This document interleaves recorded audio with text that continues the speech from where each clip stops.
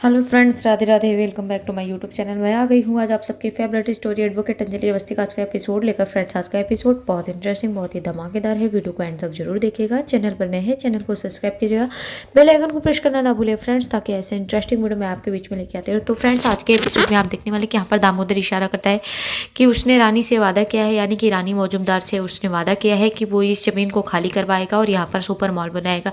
इसलिए देखते हैं कि वो यहाँ पर एक लीगल नोटिस देता है जहाँ पर गणेश अवस्थी को। तो ये सब देख करके उसके आदमी जो होते बताते हैं। तभी देखते हैं कि यहाँ पर जो गौरव चाचू होते हैं वो बोलते हैं कि अरे तुम, मुझे नहीं पता कि तुम कितना बड़ा डॉन है, कितना बड़ा माफिया है, मुझे ये नहीं पता, लेकिन मुझे इतना ज़रूर पता है कि हर चीज़ का एक अंत होता है और तुम्हारा भी अंत होगा। और ये अंजलि जो है ना, वो राजपूत परिवार की बहू है और मेरे रगों पे भी राजपूत परिवार का खून है। और इतना मुझे पता है कि तू कुछ नहीं कर सकता और तेरा अंत होगा और अंजलि तुझे ज़रूर ले करके जाएगी कोर्ट और तेरा न्याय होगा। तभी देखते हैं वो बंदूक निकाल लेता है और मारने के लिए आ जाता है। इतने में देखते हैं निवेदिता चाची हाथ जोड़कर विनती करने लगती है कि प्लीज़ उन्हें छोड़ दो, मारो मत। तभी देखते हैं कि वो वहाँ से चला जाता है। इधर देखते हैं कि राघव सिंह राजपूत जो गणेश अवस्थी होते हैं उनसे रिक्वेस्ट करते हैं और बोलते हैं कि मुझे नहीं पता, मैं जानता हूँ कि आप यही बोलेंगे कि मैं बहुत बड़ा स्वार्थी हूँ, लेकिन आज मुझे अंजलि की सच में बहुत ज़रूरत है और मैं चाहता हूँ कि अंजलि जहाँ भी हो बहुत अच्छे से हो, सुरक्षित हो। मैं अपनी बेटी का बाप हूँ ना, इसलिए मैं बहुत स्वार्थी हो चुका हूँ। मैं जानता हूँ गणेश जी आप यही सोच रहे होंगे। इतना बोल करके देखते हैं कि वो वहाँ से चले जाते हैं और गणेश भी यहाँ सोचते हैं कि आखिर अंजलि गई तो गई कहाँ। इधर दूसरी तरफ देखते हैं कि आरती कपड़े लेकर के वेद का इंतजार कर रही होती है काशी विश्वनाथ में। यहाँ वो स्नान कर रहा होता है गंगा जी में और आरती यहाँ पर कपड़े लेकर के खड़ी होती है। तभी देखते हैं वेद नहा कर निकलता है। तो आरती बोलती है कि ये लीजिए कपड़े और जल्दी से तैयार हो जाइए। तभी देखते हैं कि वेद जो होता है वो बहुत खुश होता है और यहाँ पर देखते हैं कि वेद भी कपड़े लेता है और कपड़े लेकर के वहाँ पर पहन कर आता है और तैयार हो जाते हैं और दोनों यहाँ मंदिर में जाते हैं, मंदिर पे दर्शन करने के लिए यहाँ साथ में जा रहे होते हैं। इतने में देखते हैं कि यहाँ के कली के भेजे हुए कुछ आदमी होते हैं जो कि आरती और वेद का पीछा कर रहे होते हैं और उन्हें आरती और वेद मिल जाते हैं। तभी वो इस खबर को बताते हैं कली को कि वो दोनों मिल चुके हैं और वो दोनों मेरे सामने हैं, मार दो। तभी वो यहाँ पर बोलते हैं कि हाँ, लेकिन अभी वो इस तरीके से बोलती है कि अभी कुछ मत करना उन लोगों को, आखिरी पूजा तो उनकी करने दो ना। और वैसे पे भी इस आरती ने मुझे बहुत परेशान किया है। माना कि उसने एक बार बचाया था, लेकिन उसने मेरी ज़िंदगी तो छीन ही ली। बचाने के बाद मुझे बार बार मारा, क्योंकि उसे पता था कि वेद बाबू मेरी ज़िंदगी है और उसने मुझसे वेद बाबू को छीन लिया था। इस तरीके से वो यहाँ पर बोलती है। तभी बोलते हैं कि आखिर काशी विश्वनाथ आए हैं तो पूजा तो करने दो, उसकी ज़िंदगी की आखिरी पूजा कर लेने दो उन दोनों को। उसके बाद जैसे ही हो जाता है मार देना उन लोगों को, जान से मार देना, नहीं छोड़ूंगी मैं उन सबको।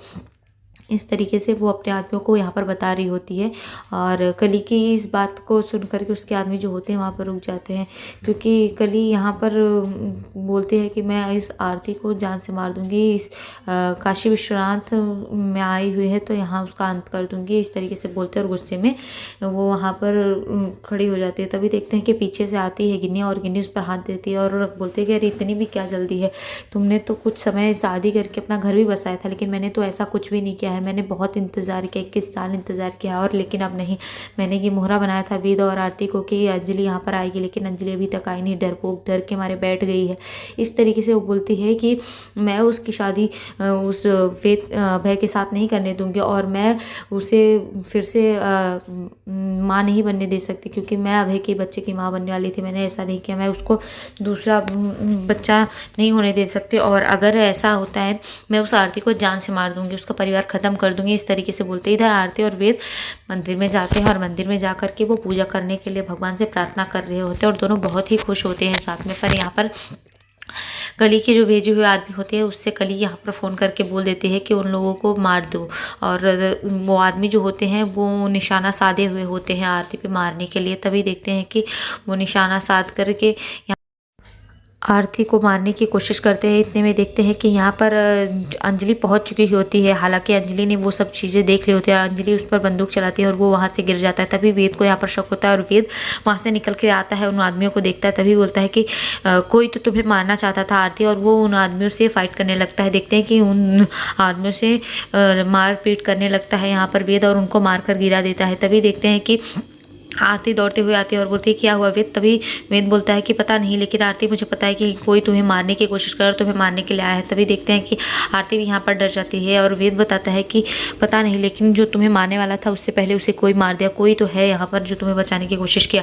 और इतना बोलते हैं तभी आरती भी वहाँ पर सोचने लगती है और वेद को लेकर के चली जाती है। यहाँ पर देखते हैं दूसरी तरफ चंद्रभान ठाकुर अपने घर में रहते हैं। इतने में देखते हैं कि राघव सिंह राजपूत वहाँ पर आ जाते हैं और राघव सिंह राजपूत जैसे ही आते हैं तो यहाँ पर देखते हैं कि जो चंद्रभान ठाकुर होते बोलते हैं अरे राघव सिंह राजपूत आप यहाँ पर क्या कर रहे हैं।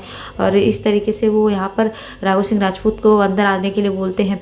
तो वो अंदर आते हैं और बोलते हैं कि युवराज कहाँ है, तो युवराज से मिलने के लिए बोलते हैं। तो यहाँ पर देखते हैं कि वो बोलते हैं कि इतनी भी क्या जल्दी है आपको अपने दामाद से मिलने की, बहुत अच्छा है ये तो आपका दामाद। तो तभी वो बोलता है कि मुझे धमकी दे रहा था।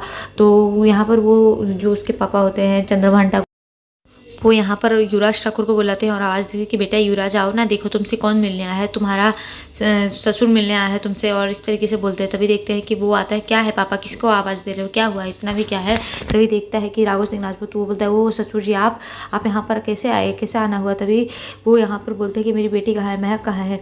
वो इस तरीके से बोलते हैं। तो बोलते हैं कि आपकी बेटी बहुत ही अच्छी है, मस्त है और वो अभी काम कर रही है। तो वो बोलते हैं कि मुझे मिलना है महक से। तभी वो बोलता है कि नहीं नहीं, वो अभी नहीं मिल सकती, वो तो अंकल जी इसलिए नहीं मिल सकती क्योंकि वो काम कर रही है। और लड़कियों का काम क्या होता है, झाड़ू पोछा बर्तन खाना, अभी झाड़ू पोछा की, अभी बर्तन माज के खाना बना करके सब कुछ यही करेगी, कपड़े सुखाएगी।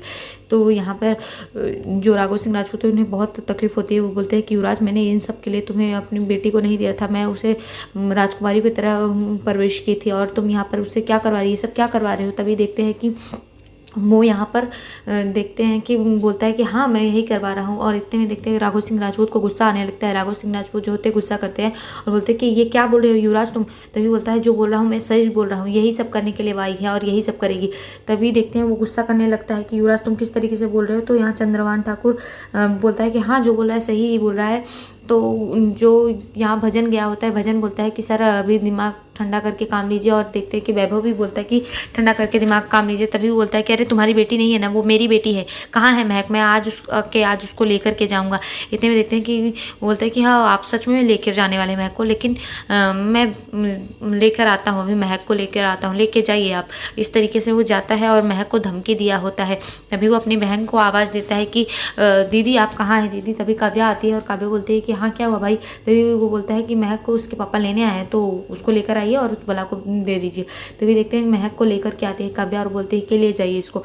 तो वो यहाँ पर उसकी हालत देखता है राघव सिंह राजपूत तो उसे तरस आने लगता है, क्योंकि यहाँ उसकी जो हालत होती है वो नौकरानियों से भी बदतर होती है। उसके साड़ी कपड़े सब देख करके उसे बहुत रोना आने लगता है कि मेरी बेटी की ये क्या हालत है। इस तरीके से राघव सिंह राजपूत जो होता है वो देखता है और यहाँ पर तभी बोलता है कि ये तुम लोगों ने क्या किया है मेरी बेटी के साथ, मैं अपनी बेटी को अभी इसी वक्त ले जाता हूँ। तभी यहाँ पर युवराज बोलता है कि आप भले ही लेकर जाने वाले हो लेकिन महक जाएगी नहीं। तो बोलता है क्यों नहीं जाएगी। और तभी वो महक को लेकर जाने के लिए बार बार बोलता है कि चलो महक तुम यहाँ से चलो।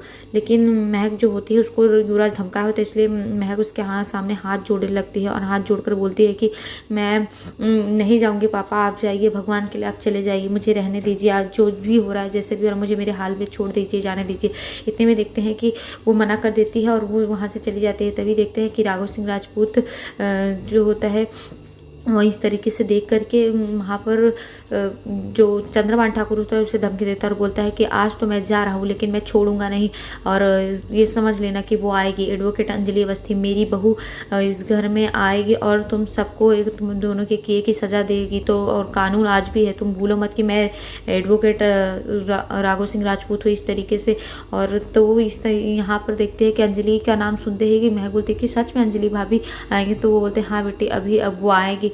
और देखते हैं कि वो इस नाम से उन लोग भी डर जाते हैं। और देखते हैं कि वैभव भी बोलता है कि ये तुम लोग किस तरीके से बात करो। लेकिन यहाँ पर देखते हैं कि चंद्रभान ठाकुर उसके साथ बहुत ही बदतमीजी से पेश आता है राघव सिंह राजपूत को और उसे धक्के मारकर निकालने लगता है। तभी बोलता है कि आप मुझे धक्के मारकर निकाल रहे हो ना, लेकिन भूलना मत कि अंजलि आएगी और अंजलि सबके किए की सज़ा सबको देगी, फिलहाल के लिए तो मैं जा रहा हूँ। इतना बोल करके वो वहाँ पर चला जाता है। तभी देखते हैं भजन से यहाँ युवराज थैंक यू बोलने लगता है कि भजन तुमने जो किया सही किया। और ये सब देख करके महक को आश्चर्य होता है कि भजन भी इन सब में मिला हुआ है। तभी वो बोलता है कि आखिर महक जाने के लिए तैयार क्यों नहीं है, इस तरीके से काव्या पूछते हैं। तभी बोलते हैं आखिर मैंने इस प्यारी महक को, जो भोली भाली महक को समझा दिया था और महक तुमने जो किया बहुत अच्छी एक्टिंग की, इस तरीके से बोलते हैं। और तभी देखते हैं कि यहाँ पर जो उसका आदमी होता है युवराज का, वो एक आदमी जो कि यहाँ राघव सिंह राजपूत के ऊपर गन तान कर रखा होता है और इसलिए उसको धमकी दी गई होती है महक को कि अगर तुम ऐसा नहीं करोगी तो तुम्हारे पापा जान से जाएंगे, जिसकी वजह से वो डर के मारे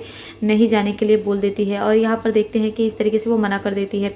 दूसरी तरफ देखते हैं कि सबको यहाँ पर डर लगा रहता है चंद्रभान ठाकुर को कि कोई है जो कि एक ही इंसान है जो कि सब कुछ गेम पलट सकता है, वो एडवोकेट अंजलि अवस्थी। और इस तरीके से वो बोलता है कि मुझे सिर्फ डर है तो एक ही इंसान का है जो है कि एडवोकेट अंजलि अवस्थी है। इस तरीके से वो यहाँ पर बोलता है। इधर देखते हैं कि अंजलि अपनी बेटी को बचाने के लिए काशी विश्वनाथ पहुंच चुकी होती है और वहाँ पर जाकर के वो बंदूक जो चलाई होती है वो वही चलाई होती है और वो अपने गेटअप को चेंज की होती है, जिसकी वजह से उसको कोई पहचान नहीं पता। और यहाँ पर एडवोकेट अंजलि अवस्थी बोलती है कि मैं कोई भी गलत काम नहीं होने दूंगी और मैं अपनी बेटी के ऊपर एक खरोच भी नहीं आने दूंगी, इस तरीके से बोलती है। और आज के एपिसोड में इतने फ्रेंड्स, मिलते हैं आपसे नेक्स्ट एपिसोड में, जहाँ पर देखेंगे कि जो अभय होता है वो बार बार अपने प्यार की दुहाई देता है, अंजलि को बताता है कि तुम्हें मारने के लिए सब लोग भेजे गए हैं लेकिन तुम मुझसे शादी करके अपनी ज़िंदगी बचा सकती हो। यहाँ पर वो मना कर देते हैं। नेक्स्ट एपिसोड में ऐसे फ्रेंड्स मिलते हैं, तब तक bye bye, Radhe Radhe, take care.